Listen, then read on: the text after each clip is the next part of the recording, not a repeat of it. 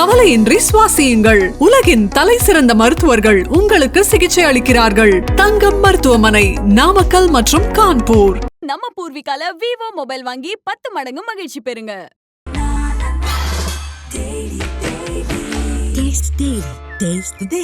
டெல்லி கணேஷை ஏமாற்றிய இயக்குனர் பிரதீப் ரங்கநாதன்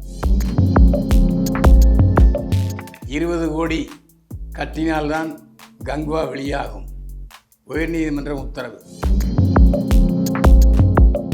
4 ஆண்டுகளாக கோமா நிலையில் இருக்கிறார். குழாய் மூலமாகத்தான் திரவ உணவு செலுத்தப்படுகிறது. தமிழ் சினிமாவில் 200 கோடியை வசூலில் கடந்த தமிழ் படங்கள்.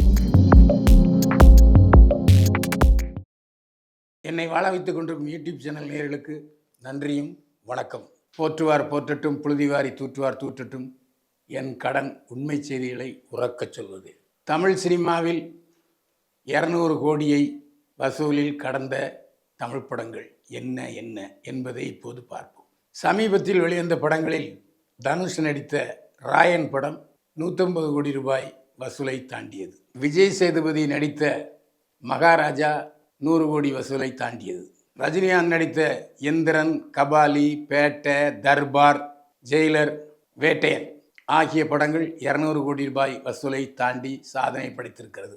கமல்ஹாசன் நடித்து தயாரித்த விக்ரம் படமும் 200 கோடியை தாண்டி வசூலில் வெற்றி பெற்றிருக்கிறது. அஜித்குமார் நடிப்பில் வெளியான துணிவு படம் 200 கோடி ரூபாய் வசூலை தாண்டி இருக்கிறது. விஜய் நடித்த மெர்சல், பிகில், சர்கார், மாஸ்டர், பீஸ்ட், வாரிசு, லியோ மற்றும் த கோட் ஆகிய படங்கள் 200 கோடி வசூலை தாண்டி ஓடியிருக்கிறது. சியான் விக்ரம், ஜெயம் ரவி, பிரபு ஆகியோர் நடித்த பொன்னியின் செல்வன், மணிரத்னம் இயக்கத்தில் முதல் 2 பாகங்கள் 200 கோடியை வசூலில் தாண்டியுள்ளன. சமீபத்தில் வெளிவந்த அமரன், சிவகார்த்திகேயன் நடித்த படம் 12 நாட்களில் 200 கோடி வசூலை தாண்டி தொடர்ந்து வசூல் மழை பொழிந்து கொண்டிருக்கிறது. 200 கோடி வசூலை கடந்த படங்களில் நடிகர் விஜய் முதலில் இருக்கிறார்.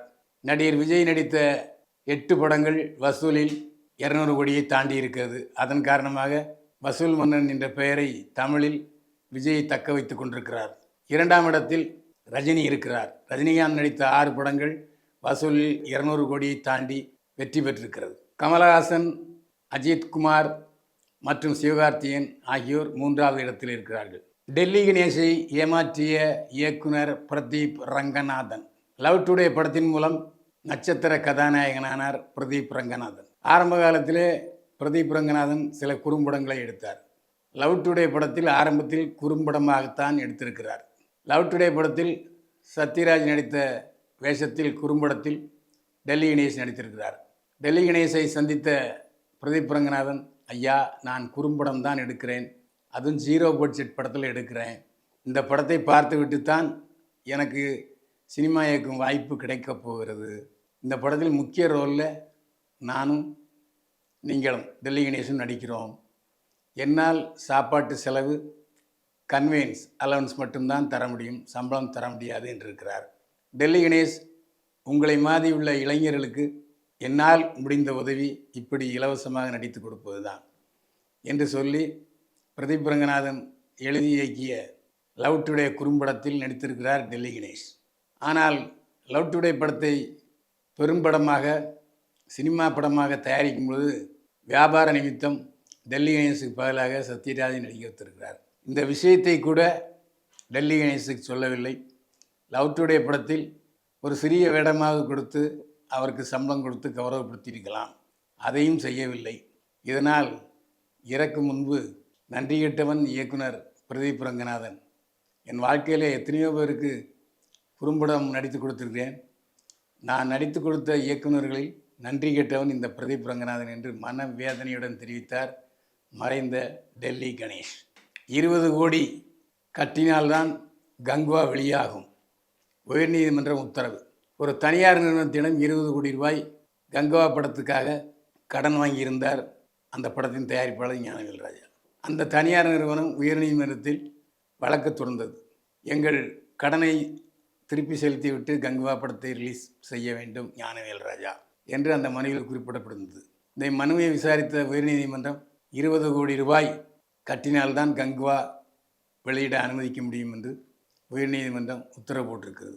கங்குவா வருகிற 14ஆம் தேதி வெளியாகிறது. இந்த பணத்தை உயர்நீதிமன்றத்தில் 20 கோடி ரூபாய் செலுத்தினால்தான் கங்குவா வெளியாகும். இதனால் கங்குவா வெளியாகுமா என்ற சந்தேகம் ரசிகர்கள் மத்தியில் ஏற்படுத்தியிருக்கிறது. 4 ஆண்டுகளாக கோமா நிலையில் இருக்கிறார் சத்யராஜின் மனைவி. குழாய் மூலமாகத்தான் திரவ உணவு செலுத்தப்படுகிறது. நடிகர் சத்யராஜின் மனைவி மகேஸ்வரி யாருன்னா சத்யராஜுடைய உடன் பிறந்த அக்காள் மகள். அக்காள் மகளை திருமணம் செய்து கொண்டார் சத்யராஜ்.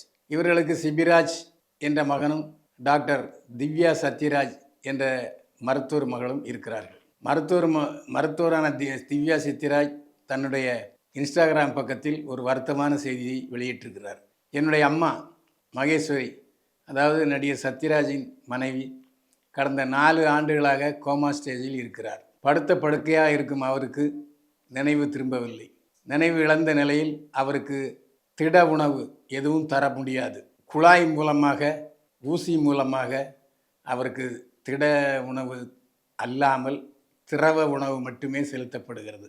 எங்களுக்கு இது ரணவேதனையாக இருக்கிறது. ஆனாலும் இந்த விஷயத்தை என்னுடைய தந்தை சத்யராஜ் வெளியில் சொல்லாமல் சராசரி மனிதன் போலவே பல நிகழ்ச்சிகளில் கலந்து கொண்டிருக்கிறார் என்றார் திவ்யா சத்யராஜ். நேயர்களே, இது போன்ற பரபரப்பான துணுக்களை அறிந்து கொள்ள இந்த சேனலை சப்ஸ்கிரைப் பண்ணுங்கள், ஷேர் பண்ணுங்கள். மீண்டும் சந்திப்போம். வாழ்க வளமுடன். கவலையின்றி சுவாசியுங்கள். உலகின் தலை சிறந்த மருத்துவர்கள் உங்களுக்கு சிகிச்சை அளிக்கிறார்கள். தங்கம் மருத்துவமனை, நாமக்கல் மற்றும் கான்பூர். நம்ம பூர்விகால விவோ மொபைல் வாங்கி 10 மடங்கு மகிழ்ச்சி பெறுங்க.